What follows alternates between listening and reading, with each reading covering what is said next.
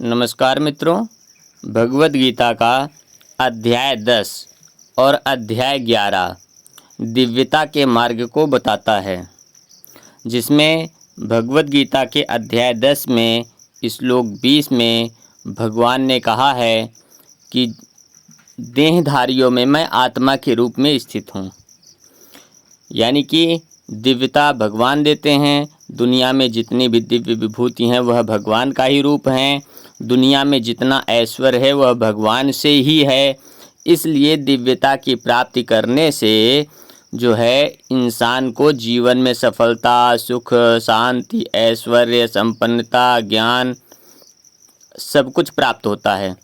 ऐसी परिस्थितियों में अगर हम विचार करें तो हम देखने पर पाएंगे कि भगवान ही सब कुछ देते हैं, बाकी और कुछ नहीं देता, कोई और नहीं देता है। इंसान को अपने कर्मों में सफलता भी भगवान की कृपा से ही प्राप्त होती है। अध्याय 10 भगवद गीता का और अध्याय 11 इन दोनों अध्यायों में जो दिव्यता का मार्ग दिया गया है, बताया गया है, दिव्य विभूतियों के विषय में बताया गया है, उसकी प्राप्ति कैसे की जाए, इसके लिए भगवद गीता का अध्याय 12 है। अध्याय 12 में भक्ति योग है। भक्ति योग के द्वारा यानी भगवान की भक्ति के द्वारा ही दिव्यता की प्राप्ति की जा सकती है। अध्याय 12 श्लोक 7 में भगवान ने कहा है कि अपने भक्तों का मृत्यु रूपी संसार सागर से उद्धार मैं ही कर देता हूँ। तो मृत्यु रूपी संसार सागर से उद्धार करने वाला भगवान के अलावा कोई नहीं है, यानी कि आत्मा के अलावा कोई नहीं है। आत्मा सभी देहधारियों में स्थित है, यानी आप में भी है, हम में भी है। सभी देहधारी जो जलचर, थलचर, नभचर जितने भी जीव हैं, जो देहधारी हैं, शरीर जिनके पास है, उनके साथ भगवान आत्मा के रूप में हैं।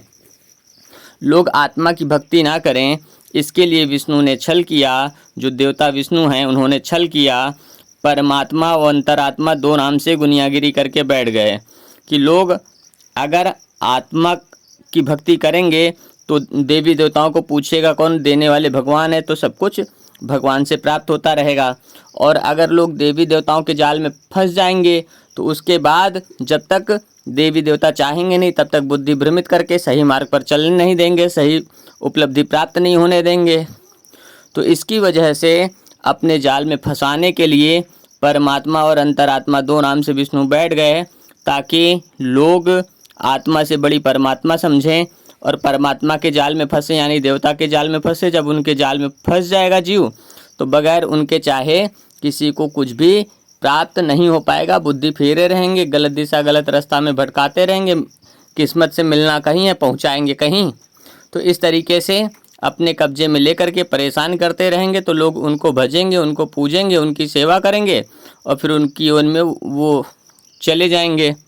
इसीलिए जगत मिथ्या बताते हैं। अगर ये जगत मिथ्या है और देवी देवता, राक्षस ये सब बड़े तपस्वी, ज्ञानी, ध्यानी हैं, तो वो क्यों इस दुनिया में आते हैं अगर मुक्ति पा गए हैं यहाँ से। तो कुल मिलाकर के जिस तरह से आत्मा को कभी ना कोई मार सकता है, ना काट सकता है, ना जला सकता है, उसको ना क्षुधा लगती है, ना तृषा लगती है, कोई किसी भी तरह की उसको तकलीफ़ नहीं होती है, ऐसा गुण किसी भी देवी देवता, राक्षस में नहीं है।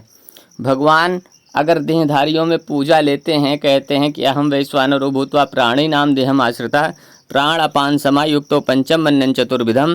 तो अगर देहधारियों में जो आहार लेते हैं भगवान इंसान के शरीर में, किसी भी जीव के शरीर में जो देहधारी शरीर है, तो उसका आहार उसके शरीर के पालन के लिए ही भगवान लेते हैं। जो देवी देवता, राक्षस हैं वह छाया की योनियाँ हैं।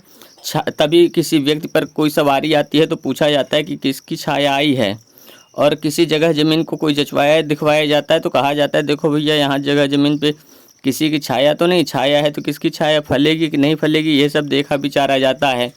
इसलिए देवी देवता, राक्षसों का त्याग कीजिए।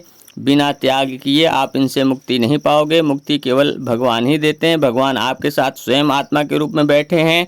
बाहर आपको कहीं भटकने जाने की ज़रूरत नहीं है। हर शुद्धि अशुद्धि हर समय भगवान आपके साथ हैं। भगवान आपका साथ नहीं छोड़ सकते हैं तो आप भगवान का साथ ही क्यों छोड़ें।